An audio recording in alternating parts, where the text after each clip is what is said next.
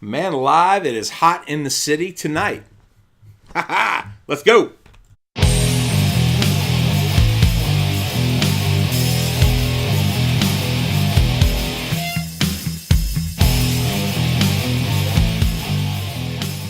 Connectors, what's up? DK here. Hope you're having a good day.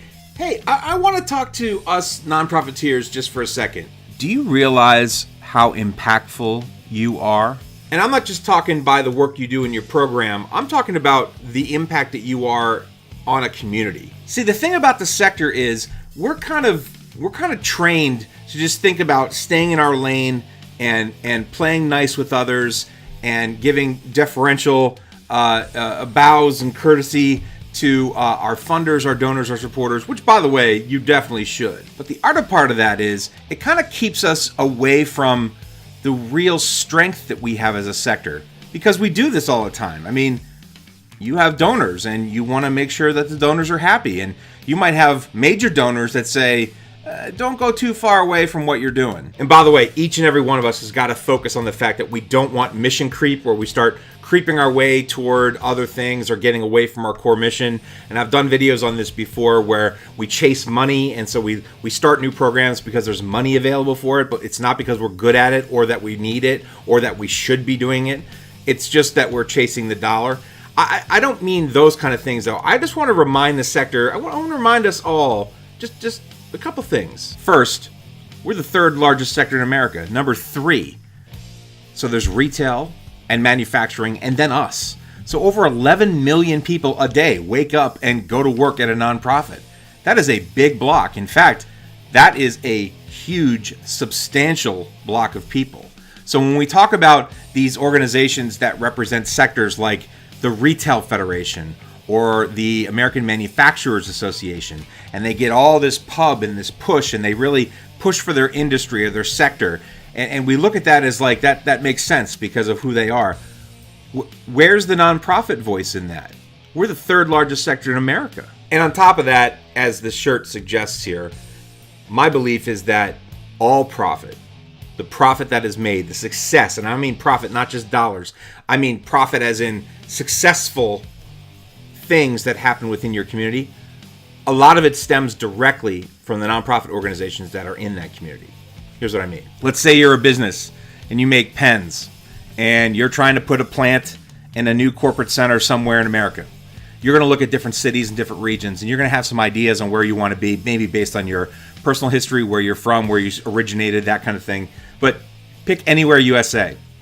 And when you arrive, the city Chamber of Commerce or the regional Chamber of Commerce in that area will begin to woo you. And we've all heard of these stories, where they get tax incentives and they, nice land, and you'll be the tip of the spear when it comes to the development of this special area that we're trying to do, and blah blah blah blah blah, and all that's nice. But hear me out. Here's the part that we always forget, but it's missing, but it's in plain sight. So as they're wooing this company, and as you're thinking to yourself, man, this might be a nice place to make my pen company happen, what these folks of chambers of commerce and these convention and visitors bureaus and all the groups that we talk about in terms of excitement for a particular community, they talk about things like the education system in their area, or the arts, or the environment, things like rail trails and things like that, places and communities of faith, the healthcare system around you, hospitals and hospice care and what have you. And the reason they're telling them all this is because those are the things that can get the company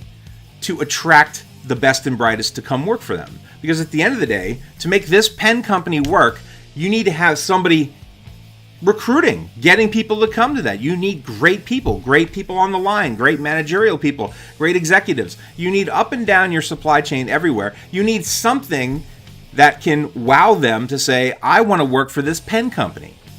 Well, that's the community. And what does that mean? What do they put as their best foot forward? Well, I'm telling you, we have fantastic colleges in this area, so you can easily recruit pen engineers.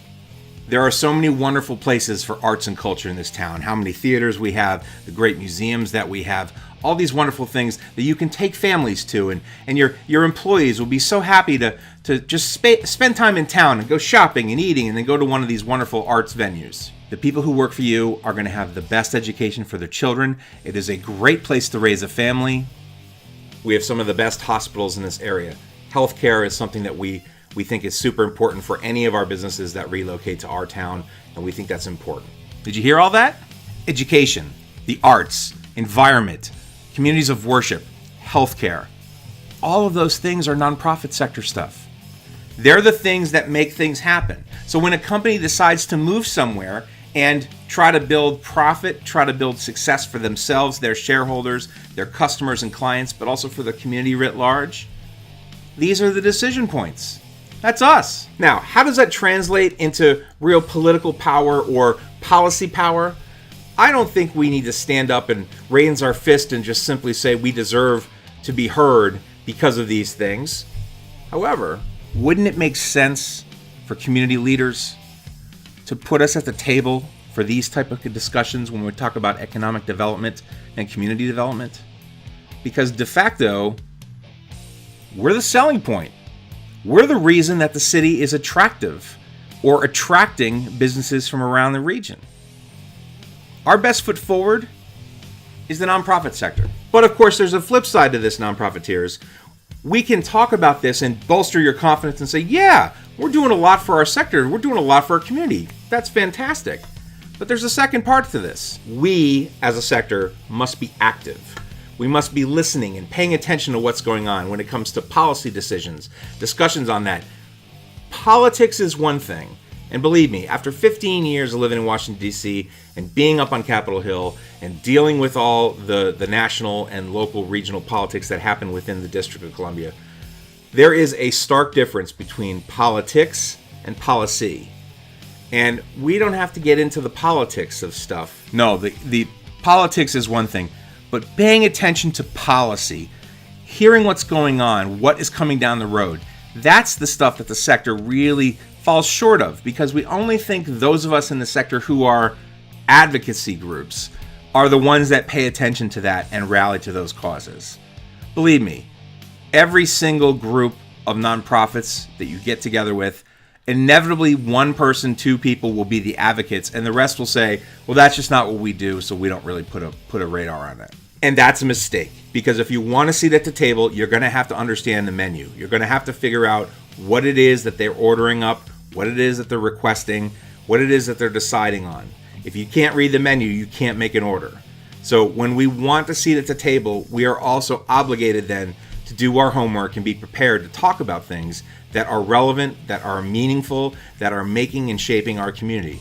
If we want to be a seat at that table, we need to be an active participant, which means we need to have the knowledge up here. So we have to pay attention to what's going on policy-wise. Don't get lost in the mire of politics. Don't get lost in any of those election stuff and electioneering and all that kind of crap. What I mean is pay attention to what's going on in your community, in your region, in your state, and nationally when it comes to policy. A great example of this just happened in the great state of Delaware recently, where the state assembly is considering a pretty significant cut in some nonprofit and social service and grants opportunities from a state level, like 20%. So that's a pretty big number. And so what are some of the nonprofits doing? Well, they want to fight this if they can, but they realize that there might be no chance on this, and they don't have necessarily the firepower to go in on a lobbying effort or an advocacy lever, or visiting the state capitol. That only works to a certain degree, but it might not be able something to be done in a change sense. So now it's let's keep everybody accountable for what might happen. So what are they going to do? They're encouraging nonprofits to keep a journal. To keep a journal that says, this is what 20% has done to us in terms of reduction of services, reduction of support to human services, to the arts, to healthcare, to education, and all the arts and culture spaces and places around Delaware. They want to keep record of this. So when that budget comes through and that reduction happens, we can talk about a loss of employment, a loss of taxes, a loss of potential income for different communities, a loss of services to folks who might need it the most. They're encouraging their sector to keep track and then turn back to those who made this decision and say, these are the consequences associated with that choice. Again, from a policy standpoint, I am not sure if these budget cuts make sense and if they're just something that was draconian, something that was politically motivated. There is a second chapter to this that needs to be looked at. But in the purest sense of things, just to fight for the percentage and then lose and say, well, that's where we are, that's our lot in life, reduces the story and impact potential that the sector can have. So by keeping track of these numbers, they can go back to their assembly in Delaware and say, this is what occurred, this is what happened, and now we have to think next steps. Here are some suggestions from us, those of us who were affected by this cut so drastically. We have some solutions because we've kept track, we've had our memory bank set, and we now have some action strategies for you. See that? It can be done. In the positive and negative, these are things that I think the sector always is short of. And especially if we're in an emerging market. I'm in the York County, Pennsylvania area, mostly within the city of York. There is struggles in my town and my community all the time about where we are with public policy, with taxes, with property tax, with the number of nonprofits that own properties and that whole push-pull. But the one part of this that I often say is missing is the seat at the table for the nonprofits. And not, again, those that just consider themselves advocacy groups or the parent organizations, the larger ones that represent a larger group. I mean, the gallery, the healthcare center, the museum. All of these folks have a vested interest in what happens and can bring some creativity to the table. And most importantly, we know that the sector generates profit. And at the end of the day, government, the .gov, is also in the business of revenue and expenses. We don't like to talk about our governments in terms of business because it's a separate entity. It's some weird thing, government. But it runs on the basic principles. Taxes in is revenue, paving the road is expenses. So they have to jive expenses with revenue. So profitability is something that a city has to consider just as much as anybody else. Now, what sector do we know that's really good with money because it's usually pretty tight and they have to stretch a dollar pretty far and they're good with working with less and they're always challenged to work even more with even less? Who would be that? Nonprofits, baby. We are good at this. And there is a real confusion to me, honestly, that more governments, more local and regional governments, don't invite and have a seat at the table for true policy discussions with nonprofiteers. Not just simply, hey, we're doing a new thing, it's going to be a great campaign, why don't you have a fun event for the kids that weekend and just call it some kind of initiative. I mean, seriously begin the conversation with, we have budget challenges and we're trying to find greater sense of revenue, greater messaging. What can we do with you and how can we partner with each other? So nonprofiteers, remind yourself, third largest sector in America, the power of our purse is pretty amazing. By the way, I almost forgot to say this. That power of purse, think of how much money we bring into a community through writing grants and our development programs. So fundraising, that comes money from the outside into our community. That's money that would never come into a community unless that nonprofit wrote and got that grant awarded. That's revenue. And that's revenue that should be considered when anybody is talking about how the success of an organization or a community is thriving based on their revenue numbers. And that's, quite frankly, stuff we never talk about. I mean, think about it in your community right now.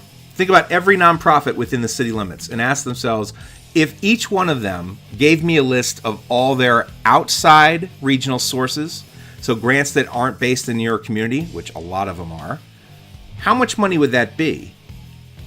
That's a lot of money. So nonprofiteers, this is a little pep talk as we start a new fiscal year for many of you and we get into the summer and we start planning for the end of year for fall and all the fundraising events that we do. Remind yourself, just a few times, just remind yourself, third largest sector in America, a strong place where men and women work every day. Over 11 million people work in the sector, so we are job creators. And that we have an amazing set of skills because of our necessity, because we have to stretch dollars, because we have to constantly look for fundraising opportunities, which is another way of saying we're constantly looking for new revenue streams. That power of creativity and public policy understanding, if we could put those things together, we could be a valuable asset to those people who we elect for our government and make sure that they understand that we are an asset and we should be at a seat at the table. Not because of charity, don't ever use the word charity, because we are a business, because we are doing amazing work, and part of our core work is that indirect impact that creates and develops strong communities. So guys, I'm going to end it right there. Thank you so much for hanging out with me. I do appreciate it. My name is DK and I'm with Connect the Dots Movement. If you really like what you see here, please like and share this video. Send it around to social media, especially to those of us in the nonprofit sector. If you find another person who's a nonprofiteer who may not have ever heard of our videos here, send it to them. Give them a like. See if they can check it out. And you can always see more videos at our website, connectthedotsmovement.org/watch. They're all out there. We're on season 3 right now, so there's a nice little array of those. It's also up on YouTube, and I'll send a link there as well. But I thank you so much for that. If you want to email me directly, right here is my email address, doug@connectthedotsmovement.org. Other than Facebook, which we're on, facebook.com/connectthedotsmovement, you can also get a hold of us on Twitter, and you can follow us there at WeConnectDots. Guys, again, thank you so much for hanging out with me. I do appreciate it. My name is DK. I'm with Connect the Dots Movement, and you have just been connected. See you around.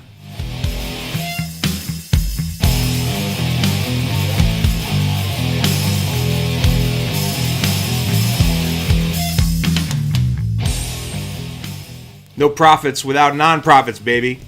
Nonprofit power.